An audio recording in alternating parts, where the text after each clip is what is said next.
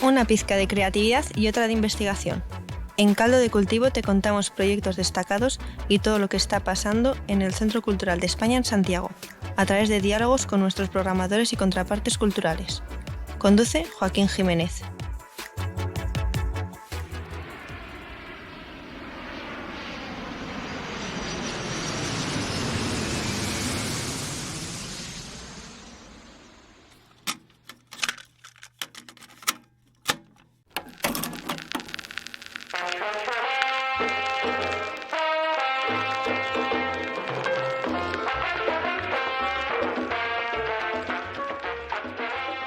Caldo de Cultivo sigue en Madrid, pero hemos cambiado de locación actualmente y nos encontramos en medio de uno de los tesoros más grandes del mundo en lo que respecta a la música latinoamericana y del Caribe.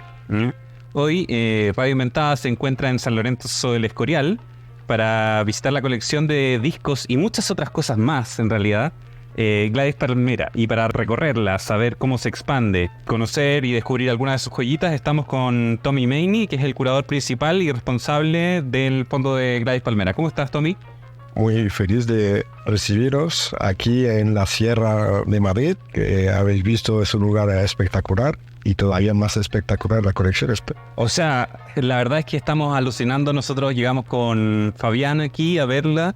Habíamos visto, investigado un poco los fondos, que sepan que Gladys Palmera tiene mucha documentación a través de sus plataformas digitales, por lo tanto todo lo que conversemos aquí, o gran parte de lo que conversemos aquí, van a poder expandirlo a través de todo el proceso de difusión y de documentación, archivo y socialización que hacen aquí en la colección, que en realidad también se expande a actividades culturales, a un sinfín de exploraciones.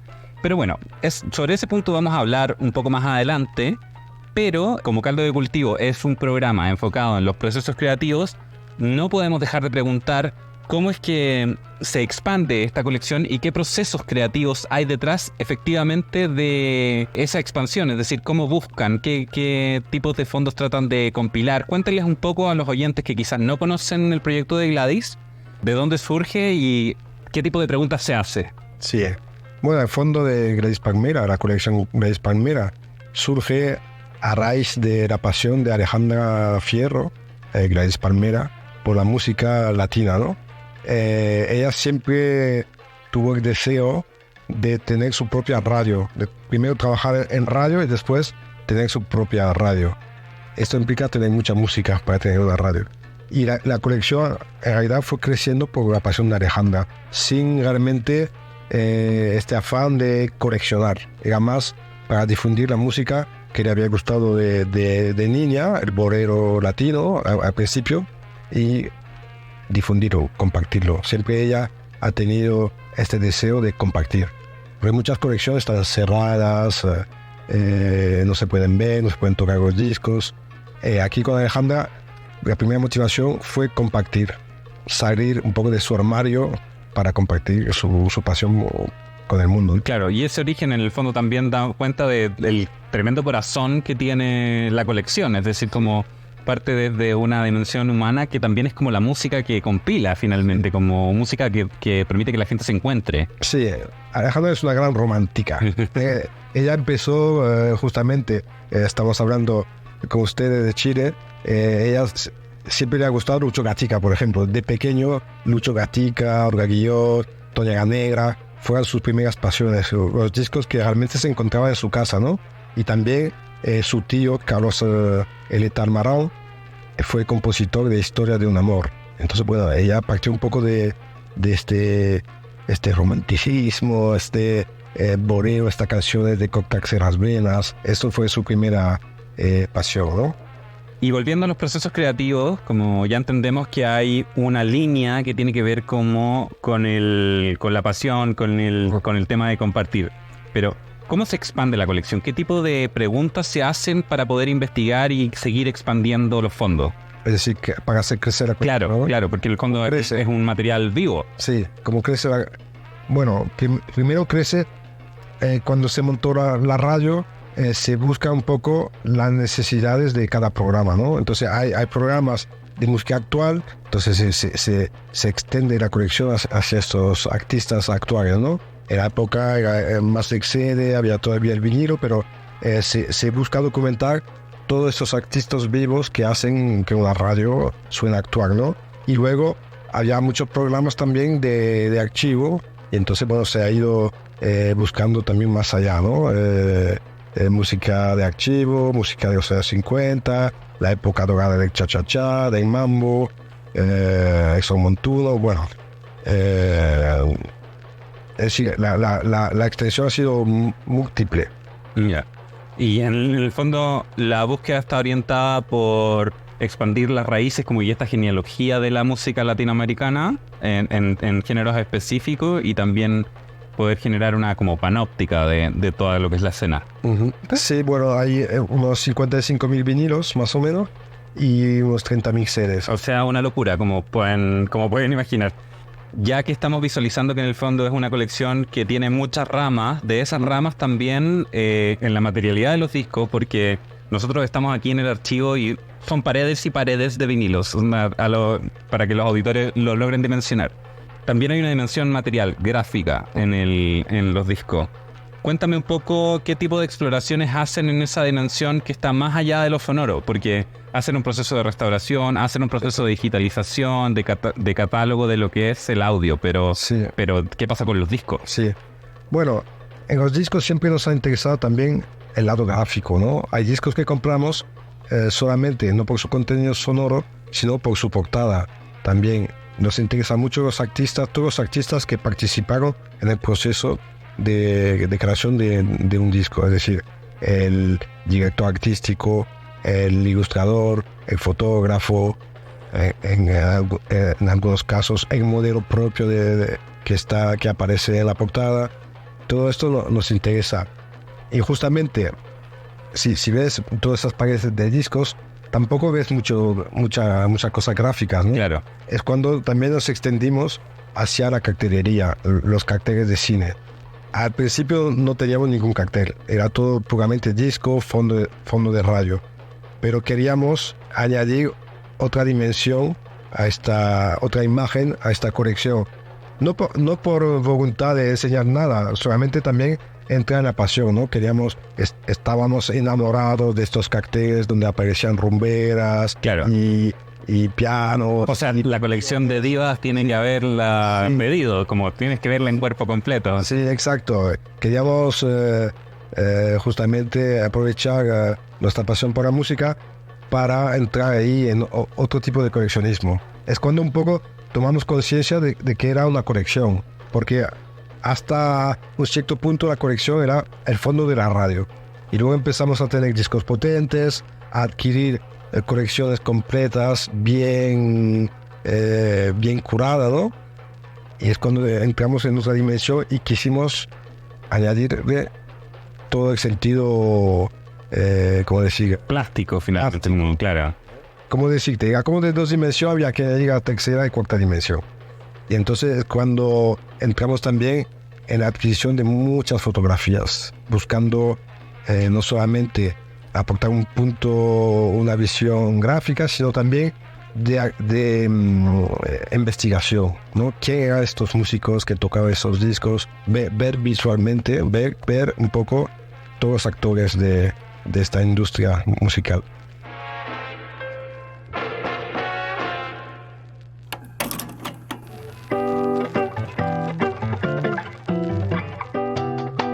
Y bueno, todas estas búsquedas y este compilado de fondos tiene también un proceso de conservación, porque en el fondo ya tenemos una dimensión material de los discos, tenemos una dimensión musical en términos como de las familias que preservan, las familias de sonidos.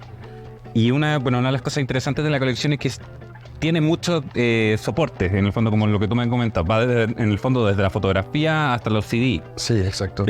Cuéntame un poco por qué vieron como importante poder establecer esta imagen de una colección multimedial finalmente. Ya no es una colección de discos, finalmente es un archivo general de música latinoamericana y del Caribe. Sí. ¿Por qué es importante conservar en múltiples formatos? Bueno, es importante documentar todo el proceso por lo que ha pasado esta música, ¿no? Desde el primer disco o el primer cilindro hasta hoy, ¿no? Hoy se consume, a lo largo de estos 120 y pico de años, se ha consumido la música de manera diversa, ¿no? Y entonces estamos un poco siguiendo la tecnología, ¿no? De cómo se ha difundido esta música. Eso implica que tenemos aquí un montón de formatos respondiendo a estos, ¿cómo decir?, progresos tecnológicos, ¿no? Según el siglo. Claro, y centralizarlos, supongo que en el fondo permite hacer en múltiples formatos, permite hacerles un rescate que después la población común no va a poder tener, porque nadie puede leer un Betamax hoy, por ejemplo. Exacto. En el caso audiovisual. Entonces, que ustedes los junten y hagan los procesos de digitalización también revitalizan esos fondos, ¿o no? Sí, aquí somos un poco responsables de, ¿cómo decir?, colectar todos estos archivos de cualquier formato. Bueno, aquí la prioridad realmente es el vinilo, ¿no? El soporte que nos gusta es el vinilo, pero tenemos la responsabilidad con las generaciones futuras de colectar la música en sus diversas formas y soporte, ¿no? Más allá de uno lo que puede consumir uno, ¿no? En su casa, y que tienes que tener aparato, cambiar el aparato, tirar tu colección, porque claro, ya no puede leer ningún Betamax o ningún VHS. Pues nosotros aquí tenemos este deber de preservarlo para, en un momento dado, sacar el sonido o la imagen de este soporte que hoy en día no se puede leer, pero se conserva igualmente, ¿no? Porque muchas veces dos formatos se han encontrado en la misma época, ¿no? Perfecto. Por ejemplo, excede el vinilo. Y entonces tenemos suerte de que a veces un mismo disco está en 2, 3 soportes diferentes. Vinilo, cartucho, a veces CD. A veces tenemos la mala suerte de que solamente existe un soporte. A veces no hay ningún soporte. La música de hoy, por ejemplo, muchas veces solo se consume en MP3, claro, o en plataformas, ¿no? ¿Qué será de esta música en el futuro? No sabemos, no tenemos la seguridad de que un Spotify conserve toda la música que haya pasado por ahí, o que sea siempre accesible. Eso, bueno, de hecho ya es una plataforma de pago, ya es una materialización distinta. Exacto. Aquí, bueno, por lo menos los soportes físicos permiten que en un futuro se pueda leer de una forma u otra, está disponible. Claro. Y bueno, me comentabas antes, porque hemos tenido el privilegio de como poder tener conversación fuera del programa también, que en el fondo yo, por ejemplo, siempre pensé que los CD tenían una condición mucho más perenne que los vinilos, y entiendo después de que me explicaste por qué los vinilos son mejores como soporte de colección. Sí, al contrario, el vinilo, ¿qué puede pasar con el vinilo? Que sufra calor, ¿no? Entonces se va deformando el disco, ¿no? Es lo único que le puede pasar, o rayas, ¿no? Si está manipulado, se puede rayar, pero bueno, aún así se puede reproducir, ¿no? Porque es un soporte físico, una grabación física, es decir, con surcos físicos, con una aguja conectada con electricidad a un amplificador, y ya está, ya funciona. El CD es mucho más compleja, digamos, la grabación. No es una grabación física, es una grabación numérica, y que depende de un soporte físico. Si se daña el soporte físico, ya no se puede leer de ninguna forma la música, porque es un fichero que está dentro del soporte físico. No hay ningún brazo que va a leer digamos, algo físico, ¿no? Es todo numérico. Entonces, bueno, se va dañando más fácilmente un CD que un vinilo. Es súper interesante porque en el fondo es la dimensión de un soporte que en teoría es más antiguo, la dimensión material, la que nos permite como una especie de copresencialidad con la música, que hace que la podamos compartir más y que en el fondo perdure en el tiempo. No es un contacto digital el que tenemos con esos sonidos, sino que es un contacto a través de volver a encontrarnos ya en físico, por así decirlo.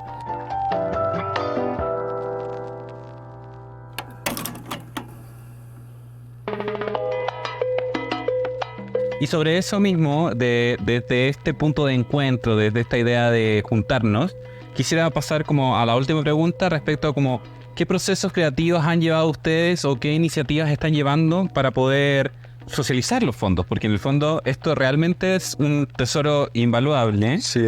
Y hacen un montón de actividades de difusión. Ustedes tienen una plataforma de radio, sé que también graban música aquí mismo. Entonces, ¿qué exploraciones han tenido para sacar el fondo de sus estantes?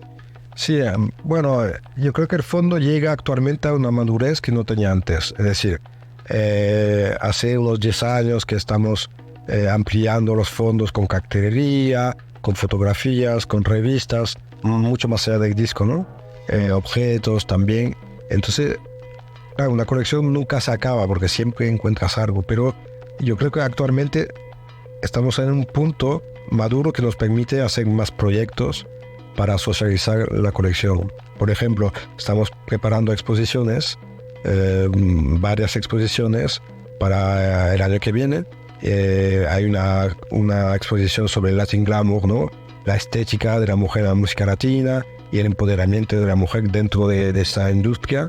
Hay una exposición sobre carteles del cine tropical, hechos, ilustrados por diseñadores españoles, y varias otras exposiciones.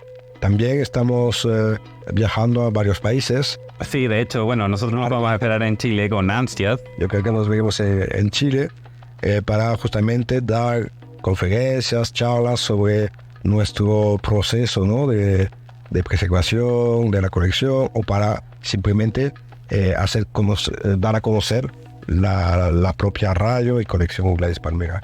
Bueno, en el fondo la colección ha tenido procesos creativos que ya van en una quinta dimensión, porque claro, me hablaste primero tenemos la dimensión musical, tenemos la dimensión material de la misma música, tenemos una dimensión que extrae de lo musical, es decir, como la escena, ¿ya?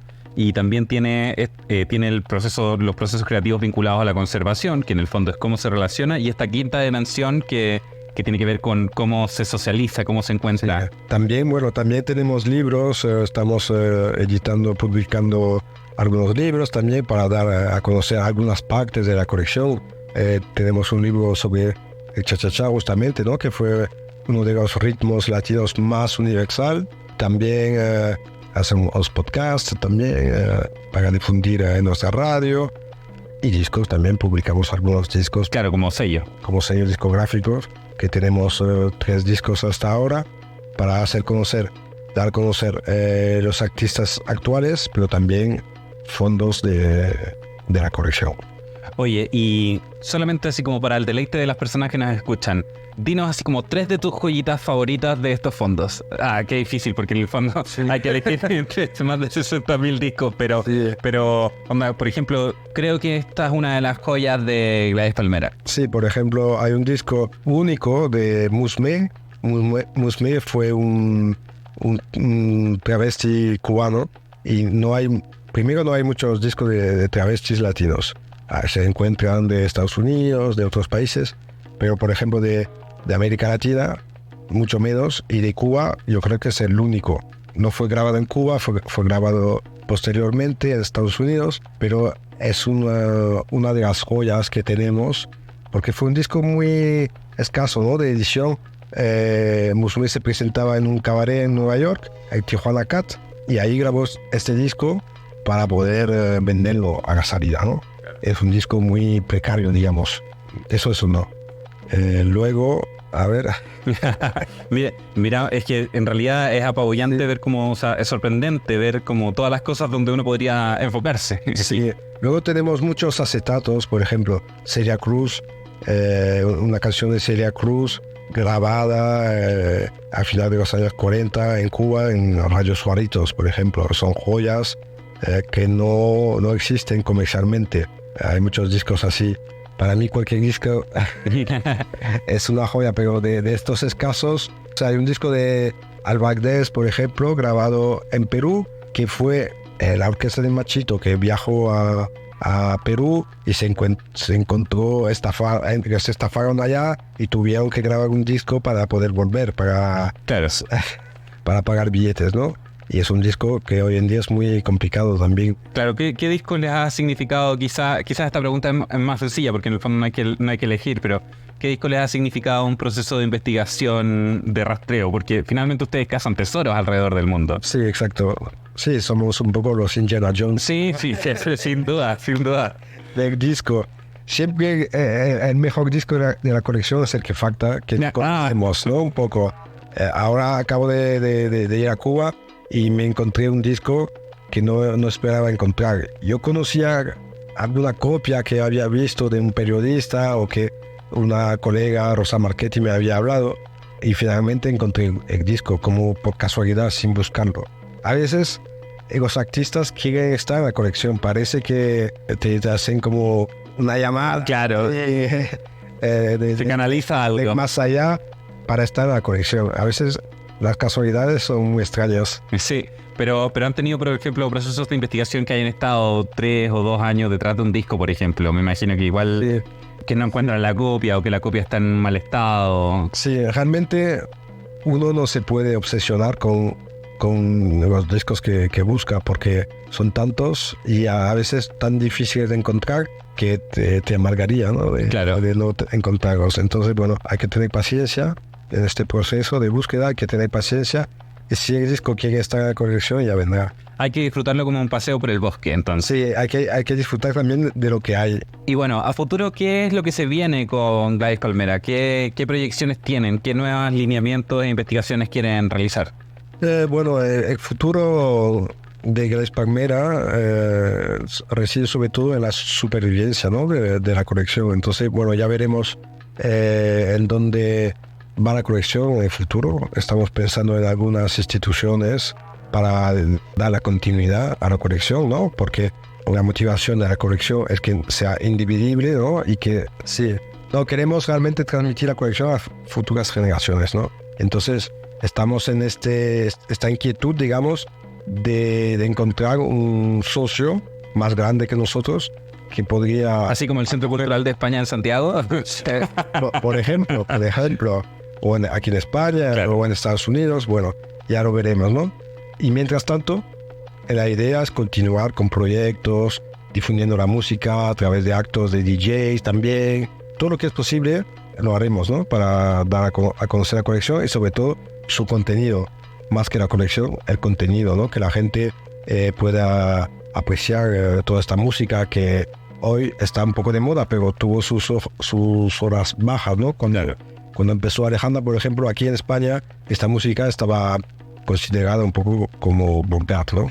¿Y cómo se relacionan en el fondo con esos artistas nuevos? Me mencionabas antes que hay un problema en la idea de que la música solo se presente en formatos digitales. Entonces, ¿cómo se incorporan estos nuevos artistas a un catálogo que tiene tanta trayectoria? A través de... Aquí tenemos a Andrea Antón, que trabaja con nosotros, que es responsable de la radio, de los podcasts, y ella está organizando muchas sesiones para nuestro canal de YouTube. Entonces, bueno, en este canal nos permite dar una imagen y sonido a todos los artistas de nueva generación, ¿no? Que no hayan grabado todavía o que tienen un disco. Muchas veces estos mismos artistas en pocos años están creciendo un montón y nos dan mucha audiencia al canal. Hoy en día es el medio más fácil para conservar esta música de hoy, ¿no? La inmediatez, el contacto directo con los artistas. Perfecto, o sea, en el fondo es un archivo que también como mira su presente y mira como la escena que invita a vincularse, tal como la música, como que invita a bailar y encontrarse en el fondo. Sí. Te agradezco infinitamente esta conversación, ha sido realmente un placer. Nosotros estamos aquí maravillados. Yo les saco pica al tiro porque yo voy a seguir explorando este fondo acá con Fabián. Les recuerdo que pueden vincularse a toda la colección de Gladys Palmera. ¿A través de qué plataformas principalmente, Tommy? Sí, a través de nuestra web. Se pueden conectar a nuestra plataforma, gladyspalmera.com, y aquí encontrarán tanto la música actual como la colección, los fondos. Gran parte de la colección está digitalizada. Está digitalizada. Y bueno, luego en YouTube también, hablamos de YouTube. Aquí tenemos más de 1800 800 videos. Y en el fondo, claro, todo lo que expanden de la colección, como las investigaciones que realizan, los podcasts, los artículos, los podcasts, todo está... Bueno, un mundo para explorar, para viajar por Latinoamérica y el Caribe a través del sonido, y además del sonido, todas estas otras materializaciones que responden a un proceso creativo probablemente uno de los más hermosos del mundo. Oye, Tommy, te agradezco infinito toda esta conversación. Estoy seguro que todas las personas que escuchan el podcast van a estar súper felices de poder conocer y acercarse un poquito a los fondos y a todos los proyectos que revisten Gladys Palmera. Les recomiendo, chiquillos y chiquillas, les recomiendo encarecidamente que conozcan todas las iniciativas, porque se les va a abrir un abanico de multicolores musicales, y no solo musicales, sino que también iconográfico. Además de materializarse de forma hermosa y colorida, tiene un proceso de investigación que lleva... ¿Cuánto tiempo lleva la colección funcionando? Desde el 99, ¿no? Sí, la colección, la radio lleva 25 años. O sea, imagínense, 25 años de preguntas, de proceso, de hallazgo y sobre todo de mucha música. Les agradezco por volver a escuchar este Caldo de Cultivo, que también es una edición especial desde Madrid, en el marco de nuestra visita al Festival Estación Podcast. Y nos vemos en el próximo capítulo. Las opiniones vertidas en este programa son de exclusiva responsabilidad de quienes las emiten y no representan necesariamente el pensamiento de Radio Inventada ni el Centro Cultural de España en Santiago. Caldo de Cultivo es una producción de Radio Inventada del Centro Cultural de España en Santiago de Chile. Editor general, Joaquín Jiménez Salvador. Postproducción, Fabián Flores Corbalán. Todos los derechos reservados.